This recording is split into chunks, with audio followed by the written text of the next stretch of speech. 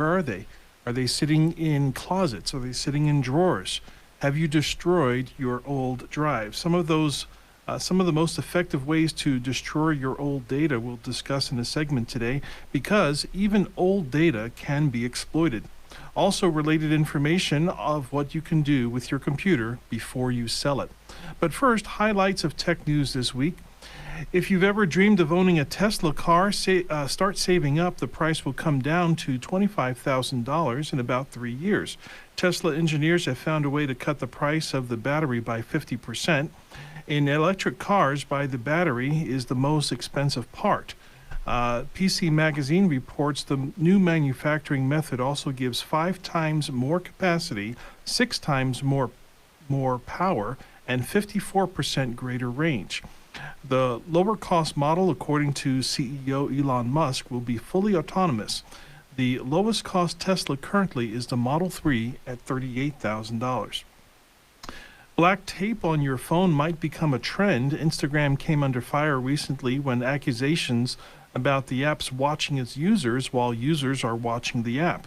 Most of us are used to putting tape of laptop on our webcams, but do we really have to do it on our phone? Well, Bloomberg Technology reports currently these are only allegations of the Facebook-owned company due to media reports back in July that the app appeared to be accessing the iPhone cameras even when they are not being used. Instagram claims that it was a bug in the system that is currently being fixed. The bug would give a false notification that the camera was being used. They say that it wasn't. Here's proof that Jeff Bezos watches the Jetsons. Imagine if you could make your camera doorbell move inside of your house and let it fly around your house so that you can view your house in real time as if you were walking through. That's the new technology for the Always Home Cam, which is an Amazon Ring home drone. Forbes reports that Amazon expands to the home surveillance market after buying Ring doorbells for $1 billion in 2018. It will be branding the Always Home Cam, which is a single device that can give you every angle within your house without having to purchase multiple cameras. The small home drone is autonomous, self-charging, self-docking, and works similar to the Ring doorbell that can move, see, and maybe even talk to people in your house when you're not even there. The press release also mentioned Ring-type devices for your car and for your mailbox, and the Always Home Cam is scheduled to be released next year. This week, one of our many listeners called in during the week and had a very interesting question about destroying old data. So thank you very much, Jean from Oro Valley. You know who you are. Her question was a little bit personal. She wanted to know, should she shred, say that again, should she shred or destroy her husband's old floppy disks? So before I answer that question about destroying your data when it's no longer in use, let me explain the reason why. Sometimes you have to think a little bit about how a criminal thinks. If a criminal wants to exploit data, they're going to find something that you have forgotten about, something that you haven't thought about, or something that they can access easily. If you were to take a bunch of floppy disks, even if they're older, there's a good chance that you may have old business information, maybe old letters, maybe old names or phone numbers of people. Some of the information can still be valuable. One of the questions that I had asked Jean when she was on the phone with me was, are there any tax information on these disks? And yes, she said yes. So even old tax information can be exploited. One of the main reasons why, because our Social Security number rarely changed throughout our life. So if you have tax information saved on these disks and the disks are not encrypted, obviously the people would still be able to use that information even in modern day if they had it. So now we're going to go into a little bit about how you can actually destroy data. Now, I have a short list here of ways to destroy the data, but I will say this.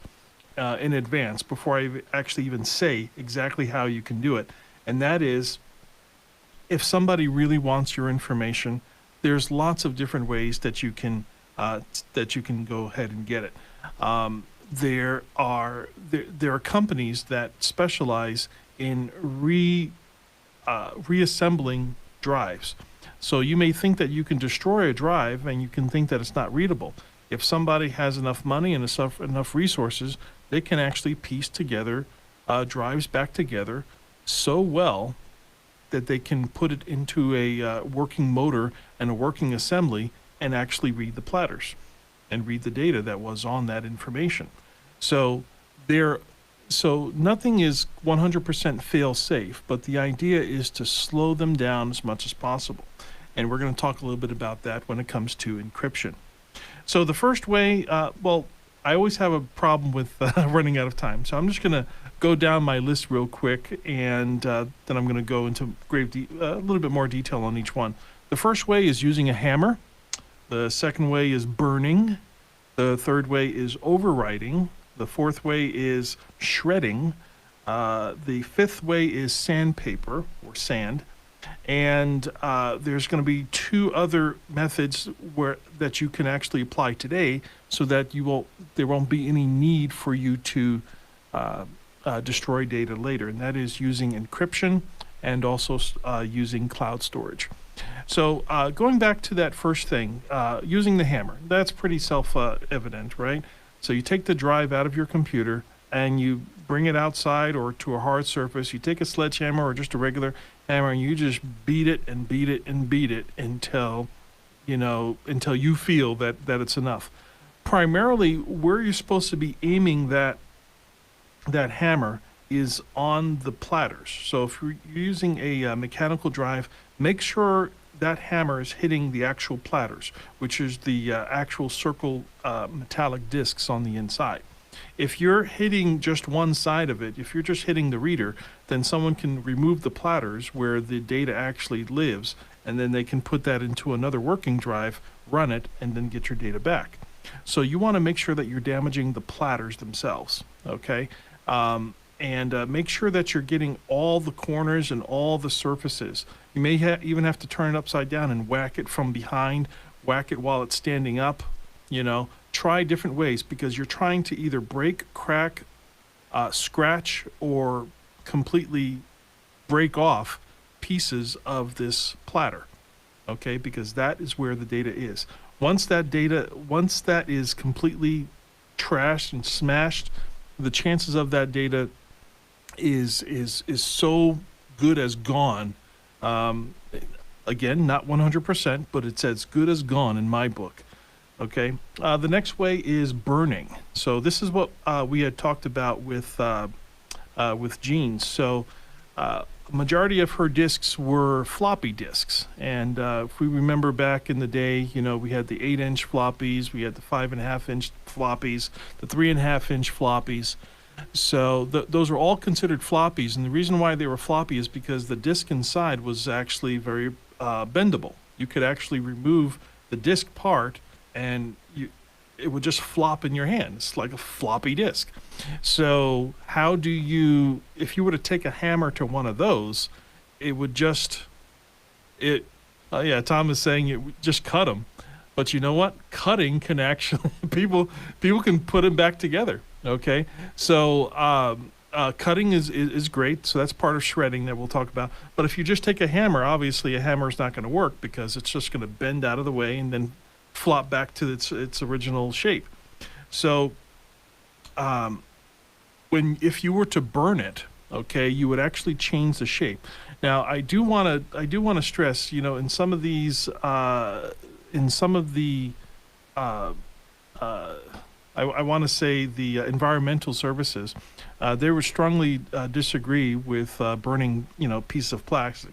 But this is this is extremely small, okay, And I think you could even get a burn permit if you would really like. Pima County still offers burn permits. I don't think the city of Tucson does, but from my research, the Pima County Fire Department still offers burn permits. So you can get a burn permit, and you can get all your old disks together and just light it up. And the idea is to change the magnetics that's actually inside of the disks themselves.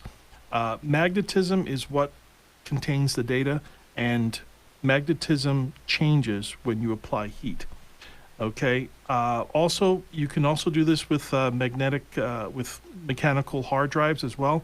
Just make sure that the heat gets to the platters the same way with the hammer. Make sure you're doing that. The other way that you can destroy your information is by overwriting. So when you delete a file in your computer, it doesn't really delete. It really just puts it into an inactive status or puts it into a folder that the computer will no longer pay attention to. It's still there, and it will always be there until it is overwritten with something else. So the idea to destroy data is to overwrite what is currently there with gibberish, maybe with 010101s throughout the entire drive. That can work. And there are lots of softwares out there that'll just put junk files on there that'll just fill it up with useless information. And the idea is that you may have to do this several times over, because there are some softwares that can actually look into the older readings and the older files that were overwritten. There are some softwares that claim to do that, but you might want to overwrite it several times in order to be safe.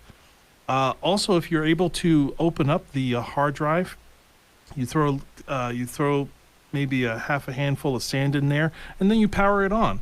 The action of the sand being in there is actually going to scratch all the disks that are in there, and it will make the thing irreadable. Even if somebody were to remove the platters, there will be nothing but scratches. Same thing with sandpaper. If you were to take the platters out and you just rub it really, really hard with sandpaper, you'll scratch it up so bad it won't be able to read at all. Okay? And again, there's always somebody that thinks that they might be able to get data even after that's done. Also, here's something that you can do today, because this is, we're talking about going into the past and destroying data that you may still have around the house. But if you encrypt your hard drive now with a very popular software called Bitlocker, Bitlocker is a program made by Windows, and it's specifically designed for Windows programs. But what it does is it encrypts your hard drive. So even if somebody goes into your computer, removes the hard drives, and try to read the drives, all they're going to get is gibberish. Okay, because it's only that computer that knows how to get the data off of that drive. Now, somebody can always go back and decrypt it, but it's going to take them so long to do that. But by the time that they decrypt it, the information is useless. That's the idea. So we're really just buying time. And the last thing is to start using cloud storage. Cloud storage is really the way of the future. So many options of memory and storing things in the cloud is becoming available, and it's extremely secure. And the only way that you'll lose information there, or any way that the information is exploited, is if the companies start to violate their own privacy policies, and or somebody else is able to get or guess your password, which goes back to another type of password protection. Up next on the Computer Doctor Show, some more powerful tips on how to protect yourself online from my upcoming book on cybersecurity. We'll also try to take some of your calls on our open lines at 520-790-2040. You're listening to the Computer Doctor Show on KVOI 1030 Tucson. We'll be right back after this quick break. Stay tuned. Perfect Look Photography is a photography business that serves individuals, families, wedding parties, children's parties, quinceañeras, and family reunions. We also do headshots for actors and model portfolios. We photograph all types of events in Tucson and communities in Pima and Santa Cruz counties. In addition, we provide more types of photos than any photographer in Tucson, including green screen, art photography, montages, and DVD slideshows. We provide great photos at great prices. For more information or to get a quote, please call 499-4209. Ugly Goose Car Rental is new in Tucson, providing a low-cost auto rental alternative for just $100 per week. The only catch? The cars are ugly, but very safe and reliable to get you to work, school, shopping, and all your important appointments. To reserve your $100 a week car rental, call Ugly Goose Car Rental at 520-261-0439. Again, 520-261-0439. Solar is popping up all over town. Why? Because solar just makes sense. Say goodbye to expensive summer electricity bills. Call or text Julie Festerling at Icon Power, 520-307-1013. Avoid the new 7.9% price increase with the utility company. Call Julie at 520-307-1013. Icon Power will help you take control of your electric bill. Computer Doctor of Tucson is the best choice in desktop support in Tucson. They fix error messages, power and boot problems, install of software and hardware, and much more. You can come to them, or they can come to you, or even have a remote support session so they can fix your issues over the phone quickly. Give them a call at 261-5508, 261-5508. Visit them on the web at computerdoctortucson.com. Computer Doctor of Tucson, because technology is great when it works. Welcome back to the Computer Doctor Show. This next segment is called Online Protection 101, because I'm on a mission to keep the public informed and safe online to reduce the victim count of online crimes. We're going to consider 2 or 3 cybersecurity tips today, and ultimately a book with all the tips will become available for purchase. The last time we did this segment, we had talked about why it's good to use a P.O. box. Obviously, you don't want to have sensitive mail coming to your house where it can be easily picked up. Also, to burn or shred sensitive documents. Now, we just talked about that, about destroying your data, but you should also be doing that to documents, maybe papers that are stacked up in your house. If anybody were able to get that information, obviously they can do dangerous things with it. We also talked about not using or being aware of documents being saved on digital copiers.